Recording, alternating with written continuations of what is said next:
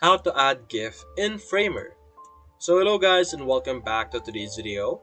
In today's video, if you want to be able to add a GIF just like this one over here that you're seeing on our screen into your Framer project or your website, we could easily do it by simply first getting our GIF.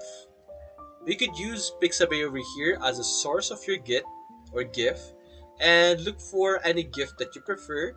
Let's say I like this one over here, and we can easily download it absolutely for free. Let's download this one over here. Here we go.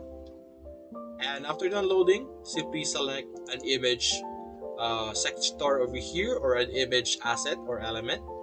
Click on choose image and then simply select the image that you want or specifically a GIF that you prefer to use.